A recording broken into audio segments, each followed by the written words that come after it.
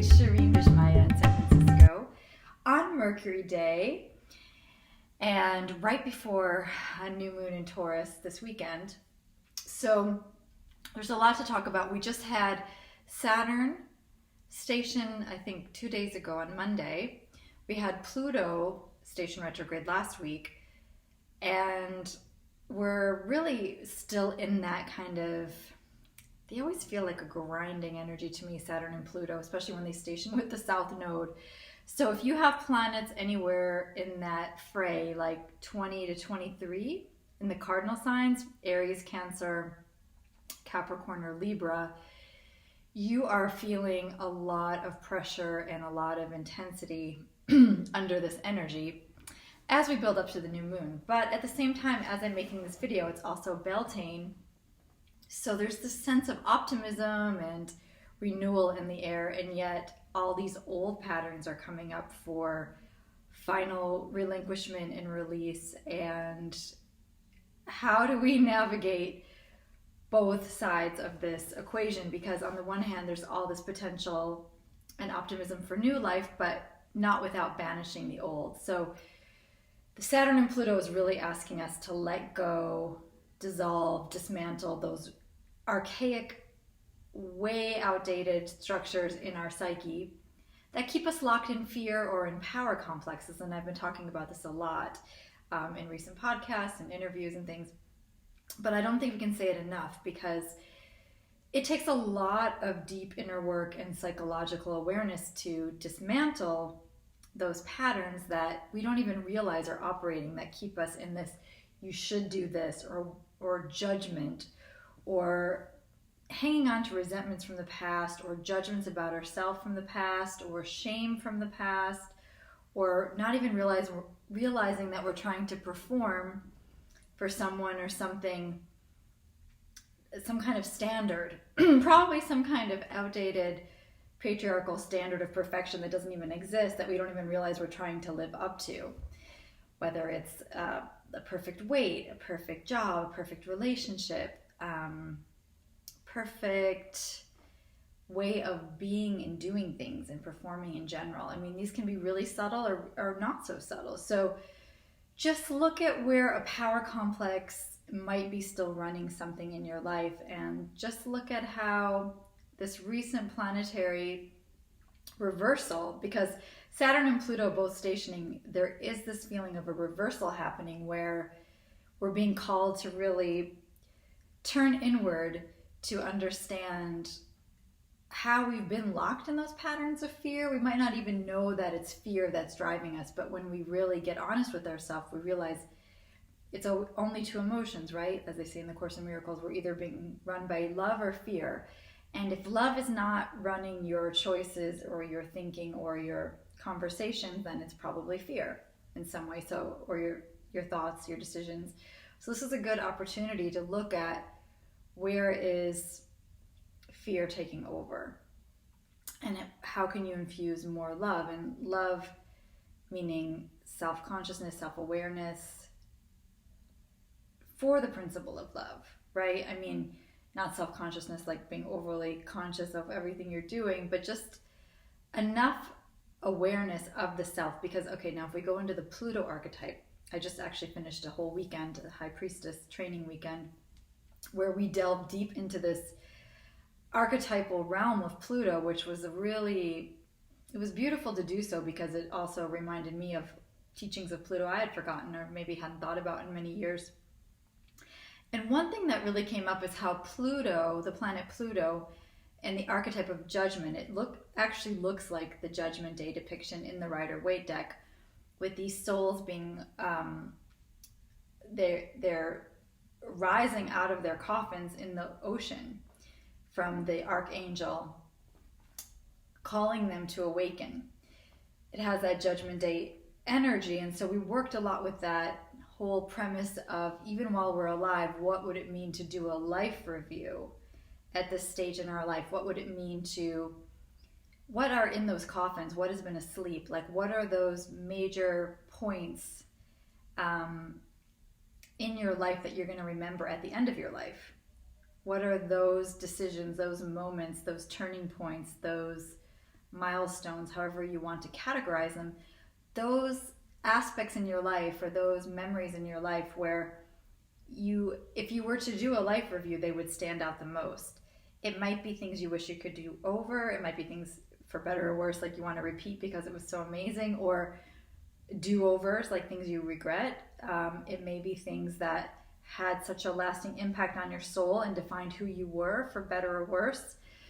It's just those things that haunt you in a way, and you might dream about, and they're things that you might ruminate about or obsess about even. Whatever it is, they may be things you've buried under a rug years ago, and they only come up when Pluto stations retrograde. So whatever it is, it could be shadow material, but it was really profound to work with what those major life review points would be and how it could be part of a soul script. I've been thinking a lot about Pluto, the archetype of Pluto, death, judgment, the descent into the soul, and the soul script. Like, what is the soul working out? If Pluto is the planet of our evolution, through the descent, through going deep, through excavation, because Pluto stays in a sign for a really long time now. Pluto's been in Capricorn since it's going to be in Capricorn until 2024. It's been in Capricorn since 2008. And why am I talking about all of this? And really, I'm supposed to be talking about the Taurus new moon. This is all the prelude to the Taurus. You can't really separate the Taurus new moon outside of this background context, because this is what's really dominant in the collective unconscious right now. Saturn, Pluto, K2, or South Node is also called K2, so however you call it, are all joined around that 20 to 23 degree mark in Capricorn, where they will also align in 2020, January of 2020. So this is a little bit of a prelude to what we can expect in that part of, so look to where you have cardinal signs in that, like I mentioned in the beginning of the video, that fray, to see where there is some serious soul excavation, karmic reckoning, dismantling of old power complexes, and most importantly, a call for deepening your integrity. And with Saturn, this has to do with the law of no, this has to do with boundaries, this has to do with what you will no longer tolerate from yourself, from other people. Anything that is a lack of self-love, a lack of truth, a lack of honoring your core values. So now this is going to tie into the new moon in Taurus, because Taurus is the sign of our value system. Taurus also rules money, it's fixed earth, it rules what we find beautiful, how we relate to beauty, how we bring our loyalty, what we devote ourselves to, what we dedicate ourselves to for the long haul. Taurus is all about, I'm in this, once I say I'm in it, I'm not gonna, it's ride or die. Taurus and Scorpio, all the fixed signs have that fantastic ride or die quality. So you know when you have a person with a lot of fixed signs in their horoscope or in their nature, if they're fixed by nature, those are your ride or die people that you can count on through the good times and the bad times. They're not going to abandon you. And they're going to stay in it. They're going to stay in it. They know that it's going to have the ups and downs. That's why you see in the Wheel of Fortune tarot card all of those fixed energies on the four corners, because as the wheel is going through the ups and downs, the inevitable ups and downs, the Jupiter 12-year cycles of life, sometimes you're riding high when you're having Jupiter return, or Jupiter's in good aspect to your planets, and sometimes you're like hitting the gutter. But your ride or die signs, like especially a Taurus, is going to be with you through thick and thin. I love my Taurus people. I don't know what I would do without my Taurus people. And my Scorpios and my Leos and Aquarians. I love fixed signs because I'm very fixed by nature, and I'm in it.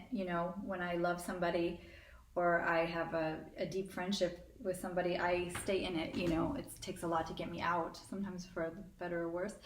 But we're in it. Like, our hearts are fully committed and devoted to that which we commit to in the beginning. We stay in it. So that said, this is an important conversation because the Taurus new moon is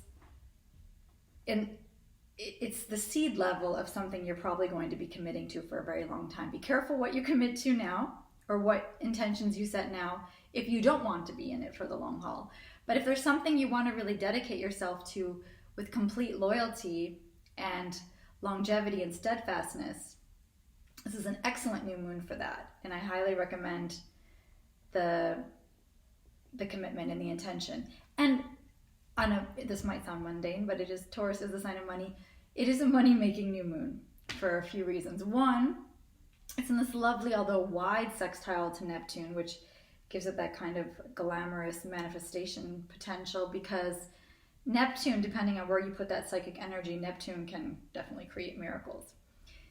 But more importantly, the day after the new moon, as it starts to wax, it's going to have this very powerful trine to that whole Saturn, Pluto, South Node configuration, which on the one hand, you could think the energy could be going out because of the South Node influence, but you could also use some of your past life abilities, or if you don't believe in past lives, this life in the past abilities, to build security, build resources.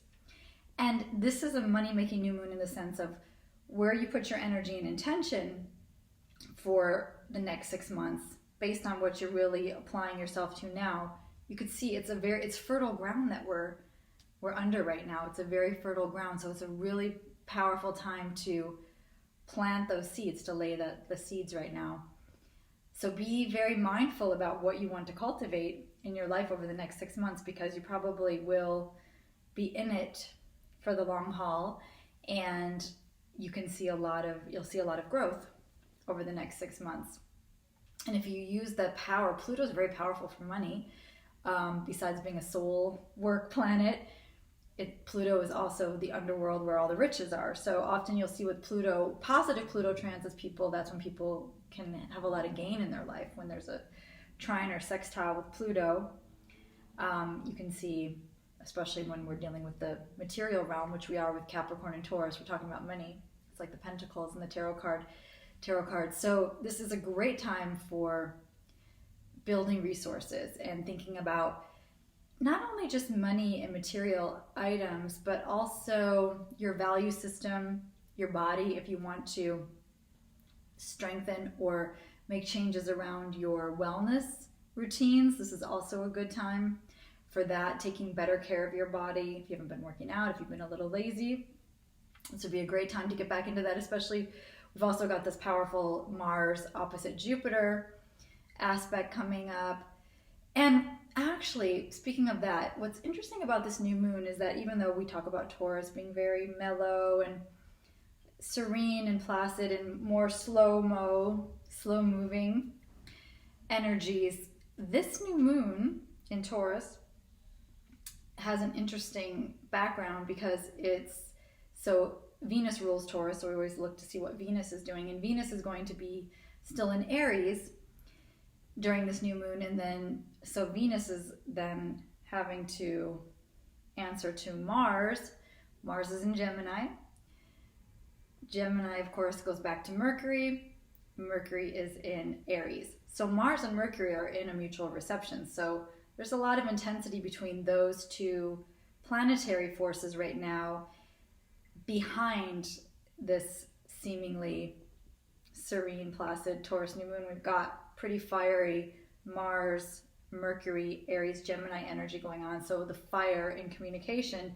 And sadly, we've been seeing a lot of shootings. We've definitely been seeing an uptake again in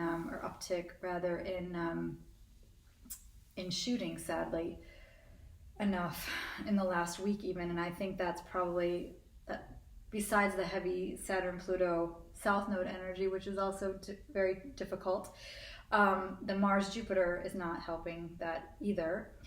Mars, Jupiter opposition plus the Mars, Mercury energy. So there's fire, there's volatility, and it can be in communication too. I mean, it can give you a lot of great ideas, but it can also make you more impulsive in your speech if you aren't careful, if you have strong Aries or Gemini energy in your chart, if you're getting hit by those. I think Mars is about, I'm trying to think what degree, at this new, I'm sorry, yeah, this new moon, Mars will be, it's interesting, all the planets are hanging out around that 20 to 23 degree mark. So Mars is going to be around 23 degrees at the new moon.